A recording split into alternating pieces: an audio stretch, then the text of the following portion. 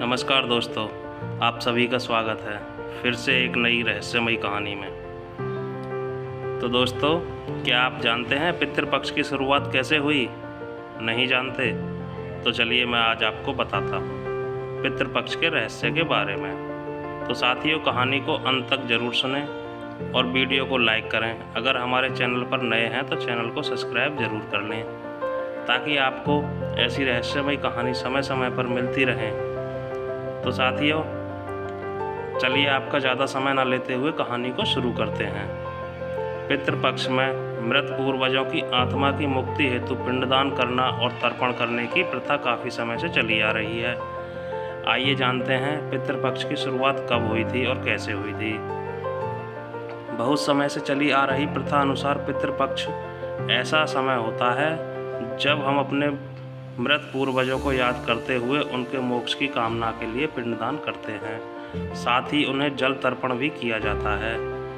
कहा जाता है कि यही वो समय होता है जब हमारे मृत पूर्वज धरती पर आते हैं और यदि वो प्रसन्न होते हैं तो घर को धन धान्य से पूर्ण कर देते हैं। मान्यता अनुसार पूर्वज सूक्ष्म रूप से धरती पर विराजमान होते हैं, इसीलिए पितरों का श्राद्ध बड़ी ही श्रद्धापूर्वक किया जाता है।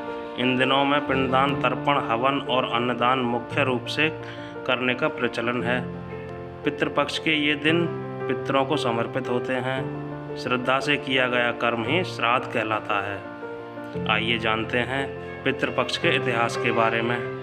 भाद्रपद की पूर्णिमा से अश्विन कृष्ण के पक्ष की अमावस्या तक कुल 16 दिन तक का समय पितृपक्ष के रूप में मनाया जाता है।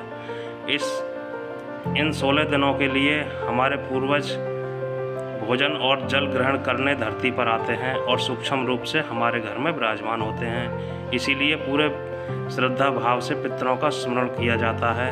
कैसे हुई पितृपक्ष की शुरुआत? बताया जाता है कि पितृपक्ष की शुरुआत महाभारत के युद्ध के दौरान हुई थी। महाभारत युद्ध में जब दानवीर कर्ण का निधन हो गया था और उनकी आत्मा स्वर्ग पहुंच गई थी, वहां कर्ण को भोजन के स्थान पर सोना और आभूषण खाने को दिए गए। इस बात से कर्ण बहुत निराश हो गए और देवराज इंद्र से इसका कारण पूछा। इंद्र ने कर्ण को बताया कि आपने अपने पूरे जीवन में सोने के आभूषणों को दूसरे को दान किया है, लेकिन कभी भी अपने पूर्वजों को भोजन दान नहीं किया। इस बात के उत्तर में कर्ण ने बताया कि वह अपने पूर्वजों के बारे में नहीं जानता था। ऐसा सुनने के बाद देवराज इंद्र ने उन्हें 15 दिन की अवधि के लिए पृथ्वी पर वापस जाने की अनुमति दी ताकि वो अपने पूर्वजों को भोजन दान कर सकें। तब से इसी 15 दिन की अवधि को पितृपक्ष के रूप में जाना जाने लगा। जिस तिथि में हमारे पूर्वजों की मृत्यु की प्राप्ति होती है उसी तिथि में हम उनका श्राद्ध किया जाता है।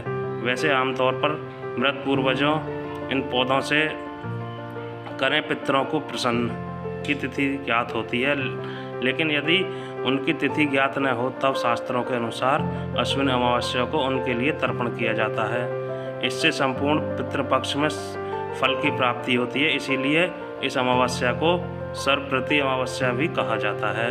यदि श्रद्धापूर्वक पितरों को याद करके उनका श्राद्ध उनकी मृत्यु की तिथि के अनुसार किया जाता है और भोजन आदि का दान दिया जाता है, तब पितृ अवश्य प्रसन्न होते हैं और आपकी रक्षा करते हैं।